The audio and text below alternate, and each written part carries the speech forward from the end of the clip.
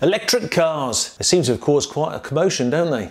Not just in the car community, but with everyone. No single innovation in the car industry has been quite as divisive as the recent surge in electric vehicles and the forthcoming ban on petrol and diesel cars. And it seems you're either firmly on one side or the other, depending on who you're talking to. You're either an electric car-loving, tree-hugging, Guardian-reading, Trump-hating, lefty-liberal communist, or you're a Trump-loving, planet-wrecking, Fox News-watching V8 driver who's obsessed with borders and causing hurricanes. But how did we get to this point? Partly, I blame our previous Prime Minister, Boris Johnson, who accelerated through the mandate to ban petrol and diesel cars. I doubt it was for the good of mankind. Most likely his motivation was that he had his chubby little fingers in a pie somewhere that was filling his wallet.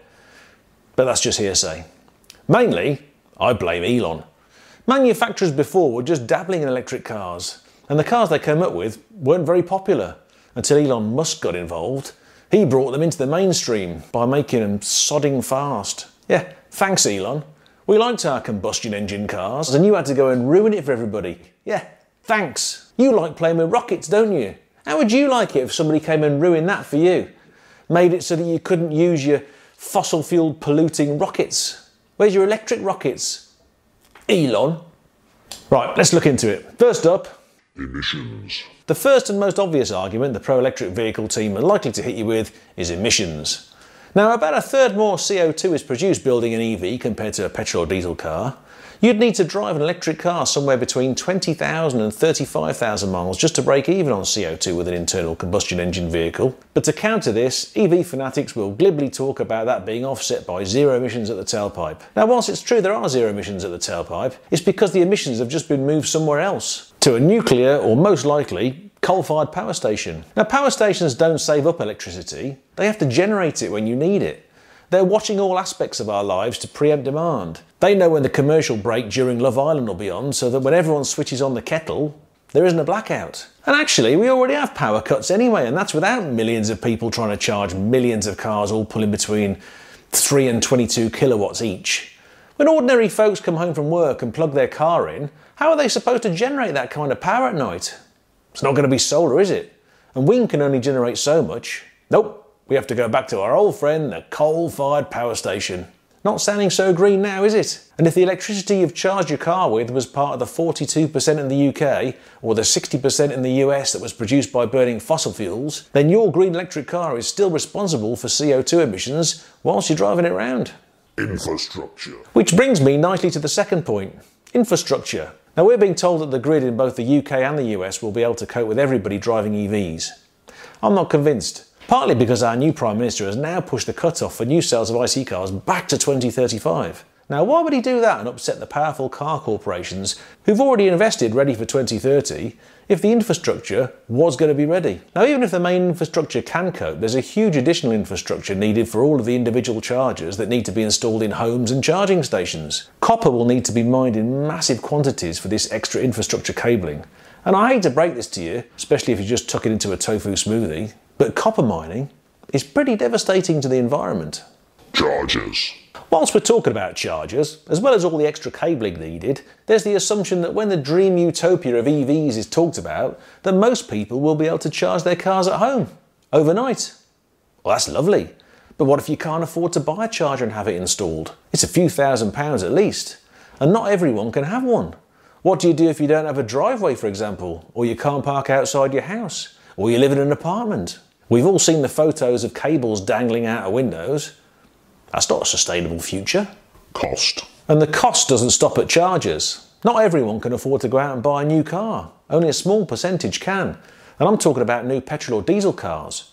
Even fewer people can afford a new electric car, and that's because they cost a lot more. On average, a third more than their petrol equivalent. The cheapest electric car, and I don't mean a smart car or that daft Citroen thing, I mean a 4-seater car, the cheapest on sale in the UK now is an MG4 at just under £26,000. And that seems good value compared to the next cheapest EV, which is a Nissan Leaf at £27,000. For the same price as the MG, you could have a brand new petrol-powered VW Golf. You could even have a decent brand new petrol car for less than half the cost of the cheapest EV. A brand new Kia Picanto is only £12,500. But if you're in the majority of the population that can't just go out and buy a new EV, you're going to have to wait for a used one. Used EV values. And to explain what a ticking shit bomb that is, I've come to an environmentally friendly forest to meet an electric vehicle. This Audi e-tron was £62,000 when it was new in 2021. A year later, it was valued by Motorway at £52,000, but the car prices were still quite buoyant then due to the chip shortage. Not even a year later, it's now worth £26,000. So it's lost £36,000 in less than 2 years. Now I keep reading articles that electric vehicles are holding their residual prices really well, with the Tesla Model Y in particular staying really strong. But I just don't believe it. Everybody I speak to who's trying to sell an electric vehicle, whether it's trade or a private sale, is really struggling to get the values. A contact of mine who works at CAP, who are the industry valuers, says that Tesla Model Ys are losing at the moment between 5 and 10% a month. Now I'm not entirely sure why the e-tron has lost so much value. There's nothing wrong with it, apart from the fact it's a pointless SUV, but that's nothing to do with the fact it's electric. It's got plenty of gadgets inside, it's pretty quick, it's very roomy, it's pretty luxurious inside. I suppose you could say range is a bit pants. I mean, officially it's about 209 miles, give or take the weather. In the real world, we've probably only managed to get about 190 out of this one. But recently we went on a journey that was 210 miles there and 210 miles back. So we knew we'd have to stop on the way for about 35 minutes to charge it. And then we topped it up in the accommodation overnight. And then we knew we'd have to stop for 35 minutes on the way back. Now, stupidly, we took a wrong turn on the motorway, which added about another 20 miles to our journey, and we didn't have enough range to get back. So we'd have to do another unscheduled stop, only for about 12 minutes. Now here's another problem with electric vehicle ownership. When we got to the chargers, all 6 were busy, and the one that was going to be free soonest was going to be 19 minutes. And then we found out there were 2 people in the queue in front of us. So our unscheduled 12-minute stop soon became an unscheduled 45-minute stop. Now I know I'm going to be told it's unfair to use the e-tron as an example because the technology is already out of date and it's being replaced by the Q8. But that's exactly my point. This car's less than 2 years old and already obsolescence is creeping in. It's great that technology is moving that quickly, but do you really want to be the person that spends £62,000 on a car for the technology to go out of date quicker than an old iPhone? Now I think the real reason the used electric vehicle values have tanked, despite what the pro-EV articles are telling us, is that nobody wants to take the risk on a used one. With a petrol car, it's probably got a lifespan of at least 15 years and probably up to 30, which makes it a pretty sound bet for a used buy. But with an electric vehicle, it's not the same. Porsche's own sales literature say that the Taycan battery lifespan is 3 to 5 years. Then what?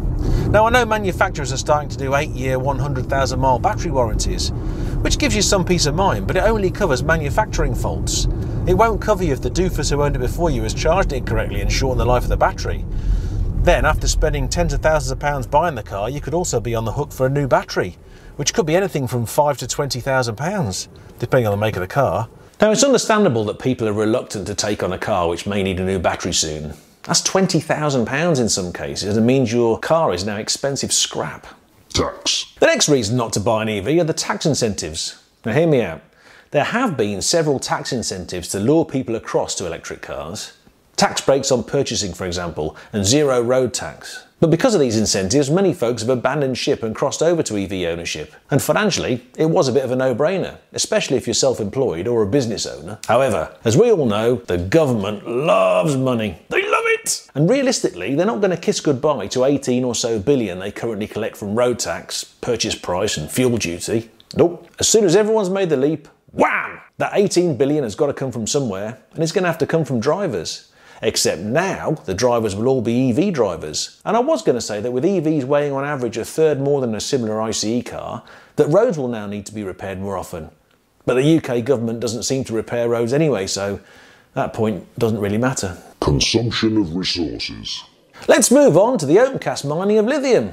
Not so green that it can be lauded over oil production yet, and we are going to need shitloads of lithium to keep up with future demand for EV batteries. 10 kilograms of lithium is needed for each electric vehicle battery, and about 220 tons of earth needs to be excavated to extract the 10 kilograms needed for every single EV battery. The extraction methods for lithium and cobalt are also very energy intensive, and also lead to air and water pollution and land degradation and potential for groundwater contamination, which is really crappy news for the communities that live around lithium mines. Then there's also the humanitarian issue of kids working in toxic cobalt mines in horrendous conditions, all of which is often brushed under the carpet by the EV warriors. Just saying. Public chargers. Now I don't really care how much the UK government praise themselves for having as many charging points as fuel stations. 40,000 charging points is nowhere near enough for a population of 67 million people. And as usual, it's a manipulation of the statistics anyway.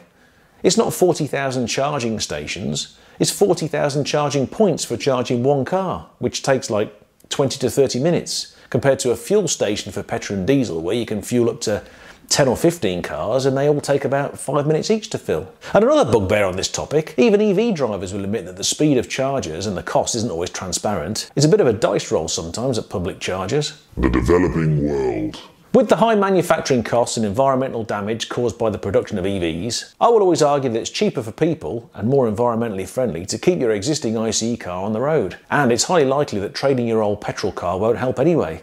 All the precious metals mined and CO2 produced to make your shiny new car won't be mitigated by throwing your Ford Focus in a landfill, and it'll likely be shipped abroad. If you look at this map of countries who are pushing through an electric vehicle adoption mandate, you can see just how many countries aren't. Only 7.5% of the population of South Sudan have access to electricity. Do you think they give a shit about electric car charging stations or pollution? They've got much bigger problems. And similarly, in most neighbouring African countries, on average, more than half the residents haven't got access to electricity. So EV mandates are pointless there. That means that old imported petrol and diesel cars will become a lifeline necessary to survive.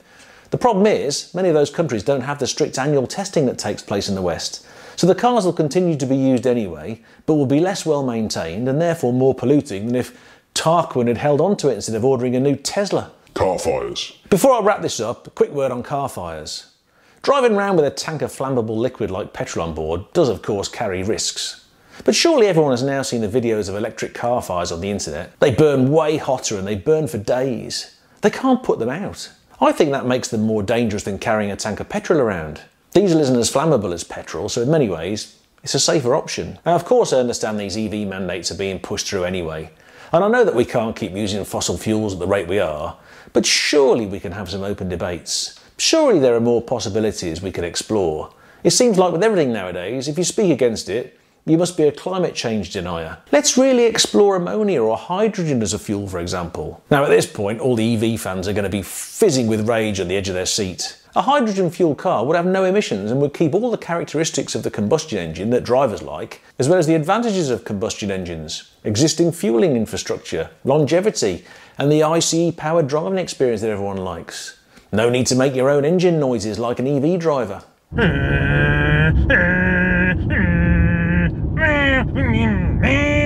Now I know that technology isn't mass producible yet, but it could be. Humans are amazing.